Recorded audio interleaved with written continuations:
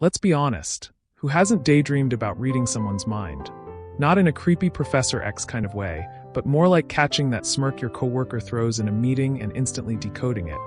Oh, she totally disagrees but is saving her snark for Slack. If you've ever wished for a decoder ring to human behavior, Patrick King's Read People Like a Book is your golden ticket. Now, before you envision this book turning you into Sherlock Holmes overnight, let's reel it in. There's no magic here, no psychic tricks, no crystal balls. What King gives you is something far more powerful. The ability to observe, analyze, and understand people based on behavioral psychology, cognitive science, and a healthy dose of common sense. It's like giving your social intuition a gym membership and personal trainer. And guess what? It doesn't even require you to wear a top hat or carry a magnifying glass. Let's dig in, chapter by chapter, coffee in hand, curiosity on full throttle, and a sprinkle of humor to keep the brain munchies at bay. Chapter 1. Stop reading minds, start reading behavior. King opens with a sobering truth. We suck at mind reading. Yep, even your friend who claims she just knows things. Instead of guessing what someone is thinking, King urges us to focus on what they do. Behavior, he explains, is a more reliable roadmap to a person's internal world than the words they say or the thoughts we assume they're having. He introduces the idea that human behavior is like an iceberg. What's visible is just the tip. Below the surface are beliefs, values, experiences, and insecurities. Our job isn't to magically guess what someone is thinking, but to gather enough evidence, actions, patterns, choices, to make educated inferences. So, basically, stop assuming your boss hates you because he didn't smile this morning. Maybe he just had decaf by mistake. Chapter 2. The Inner Game of Observation. Welcome to the art of paying attention. Not the scrolling on your phone during a conversation kind of attention, but the real, old-school, dialed-in awareness. King makes a compelling argument. We miss social clues not because people are complicated, but because we're too distracted to notice. He teaches us how to become intentional observers. Look at how people speak, how they stand, their microexpressions, their tone, their word choices. Are their words congruent with their body language? Are they saying, "I'm fine," while gripping the edge of the table like it's about to fly away? King's advice is to be a passive sponge, not an overzealous detective. You're observing, not interrogating. Think Jane Goodall among gorillas, not a toddler with 50 questions in 30 seconds. Chapter 3. Words, words, words. Why they matter less than you think. This chapter is where King gently pokes holes in our deep, abiding trust in language.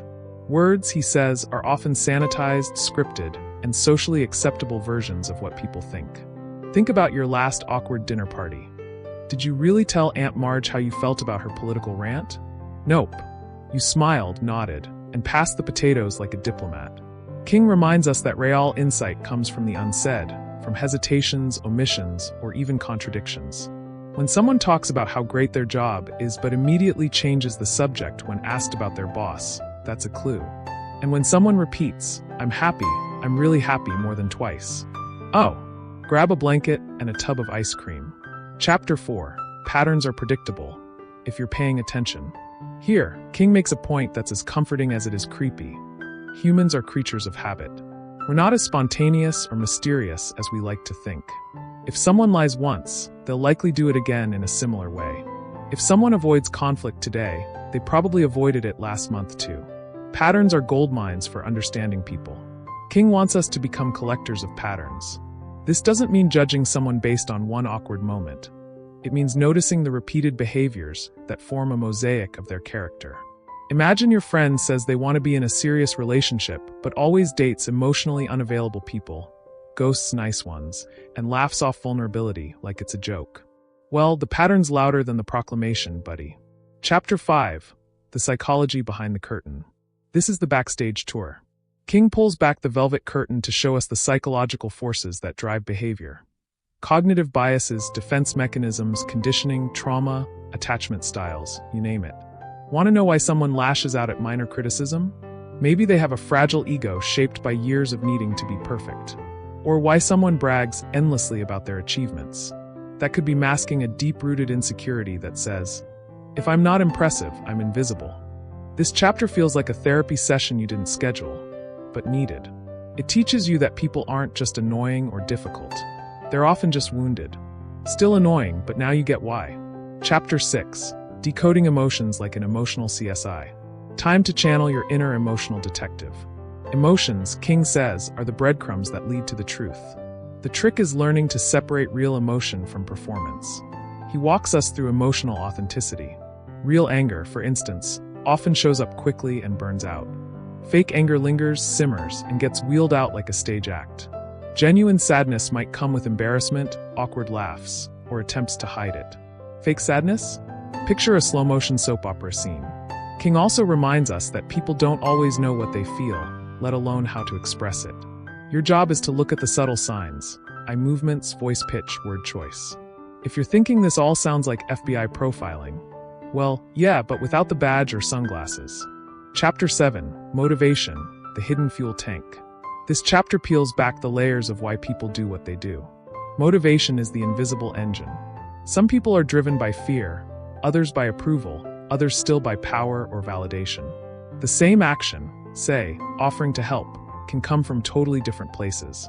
One person does it out of genuine kindness, another does it to feel needed, and another to gain leverage.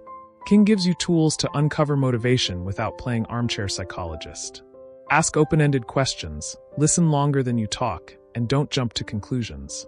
People will often tell you what motivates them, if you stop interrupting to share your own story.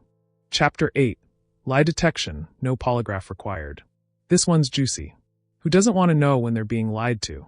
But instead of giving you a secret wink-scratch-ear code like in spy movies, King provides a practical framework. Look for baseline behavior, spot deviations, and analyze context. He warns that no single behavior means someone is lying.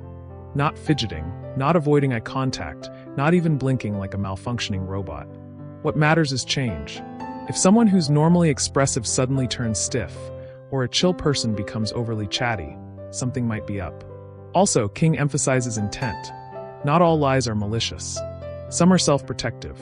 Aunt Marge saying she loves your cooking? Probably a social lie.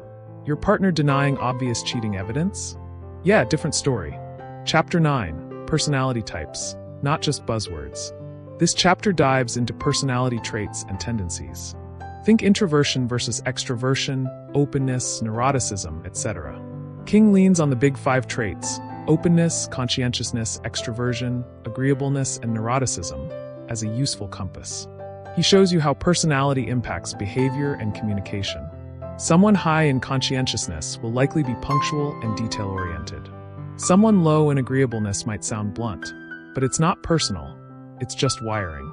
Instead of labeling people like Pokemon, King encourages curiosity. Ask, what makes this person tick? What do they value? What freaks them out? Treat understanding others like solving a Rubik's Cube, without throwing it across the room in frustration. Chapter 10, How to Actually Connect with People. All this reading people stuff is great, but what's the point if you can't connect? King ends with a masterclass in genuine connection. And spoiler, it's not about dazzling people with your analysis skills. It's about presence. Show up. Be curious. Drop the ego. Ask better questions. Listen more. Avoid trying to fix or diagnose. Trust that being deeply interested in someone is the most magnetic thing you can do. King wants us to move from observation to empathy, from decoding people to relating to them.